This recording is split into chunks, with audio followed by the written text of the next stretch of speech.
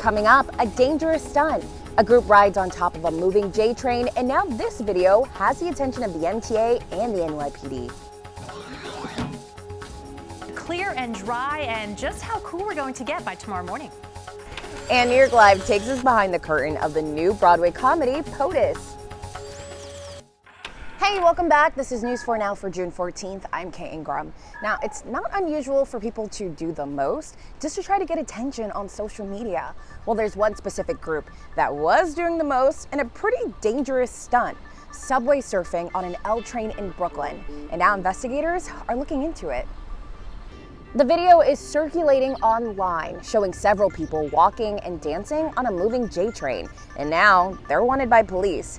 But get this, the train isn't only moving, it's also going over the Williamsburg bridge. The video was shot Friday, and commuters we spoke to had mixed reactions to it. I mean, the world is getting crazy now. No way. What's your reaction to seeing that? Crazy. What else can you say? Just last October, someone died doing the same exact thing on the same exact train. When arrested, police say the people in the video will be charged with reckless endangerment. Meanwhile, a cleanup job in Brooklyn is uncovering quite an explosive discovery.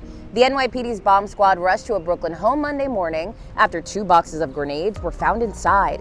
This here is video from the Citizens app. The discovery was made by someone cleaning out the basement of the home on 48th Street near 3rd Avenue in Sunset Park. A 98-year-old woman lived there before she passed away in March. Officials say the boxes contain 10 inert training grenades. Meanwhile, a New Jersey community is on edge after burglars targeted a jewelry store. It was a chaotic scene at this Island store last Friday. Security video shows about 8 armed burglars barging in, smashing glass, and throwing the owners to the ground. Now, it's not clear how much jewelry the suspects got away with, but the owners of the store say that the items taken were very pricey. The area is known for Indian shops, including more than a dozen high-end jewelry stores. Some business owners are very shaken up. We are thankful that nobody got hurt, but it has still left a very indelible mark on the larger Indian community. Now, as you just heard, no one was hurt during the burglary. Business owners plan to meet with the mayor Thursday to demand more police protection. All right, up next, a new study has found that people who were exposed to debris down at Ground Zero are more susceptible to COVID-19. Researchers from Stony Brook Medicine say those with chronic conditions from 9/11 who ended up with COVID suffered more severe infection and reported long COVID symptoms. In many cases, patients already had some form of respiratory disease before contracting COVID. Researchers say the combination of disease could lead to even more problems in the future. The study was published this month in the International Journal of Environmental Research and Public Health. For more on long COVID, be sure to go to our website, nbcnewyork.com. Hi there, I'm Storm Team 4 meteorologist Maria LaRosa. We ended up with a nice afternoon. We're going to get a nice evening, and what makes it so great? Comfortable temperatures, low humidity, fair skies, and light winds, all of that.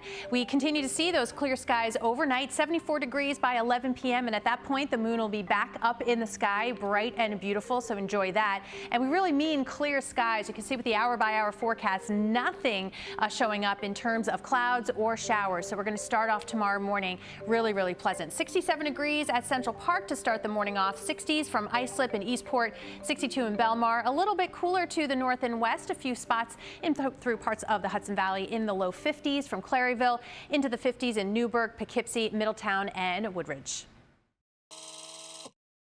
If live theater and laughter is your thing, then you're really gonna love this next story. There's this play that's uniting some of the most talented women around. As such, New York Live headed to Sardi's to talk to the all-star cast of Potus. It's a new comedy about the women in charge of the man in charge of the free world. Today we're talking with the star-studded cast of the new Broadway show, Potus. It's the funniest play I've ever read, ever. I've never laughed so hard in a rehearsal process in my entire life. And when I did Orange with Natasha Lyonne, I'm just gonna say that. I'm laughing more now than I did then. For those who are the faint of heart, stay away because you're ready for a raucous evening. I read the script and I said, oh my God. I mean, I've never seen this on Broadway. I've never seen this at all. And it is the women behind the White House running stuff. and putting out fires and controlling narratives and making sure that things move on the way they should. All right, Julianne, this is your Broadway debut, obviously. Does a lot of thought go into what your Broadway debut is going to be? What drew you to the show?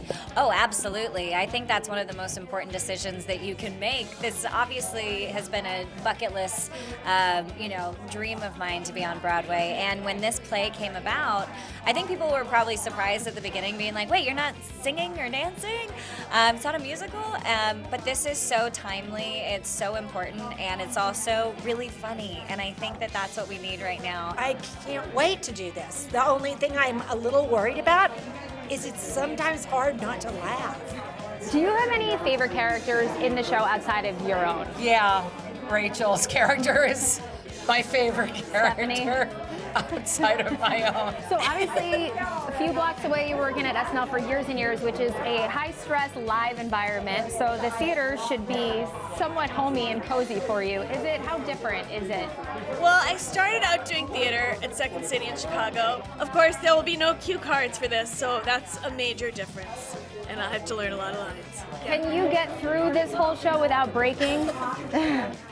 Well, I'm not sure. I hope so. It's a goal of mine.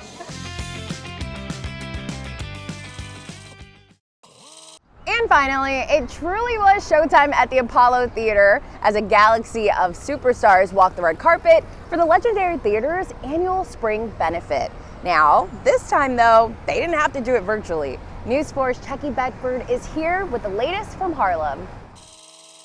While the glitz and the glamour returned to 125th Street tonight, as did the annual spring benefit for the Apollo Theater, raising a record amount before doors even opened. The stars were out tonight at Harlem's historic Apollo Theater. For the first time in 3 years, the red carpet wasn't virtual. It was live and in person. Saturday Night Live's Kenan Thompson hosted the show, and Whoopi Goldberg presented the Impact Award to actor and producer Tyler Perry. The benefit raised a record-breaking $3.25 million before doors even opened. Then Perry pushed it even further, announcing he was donating another $500,000. It's the legacy, the history in the walls and the fabric in this room is something that you can't even put a price on. So this feels really wonderful to be honored here. Also, for the first time, the Apollo is going extra high-tech, offering about 400 non-fungible tokens to people who donated to commemorate the event. In Harlem, Chucky Beckford, News 4, New York. All right, well, that's it for today's show. Thanks for checking in, as always, and I'll see you back here tomorrow on News 4 Now.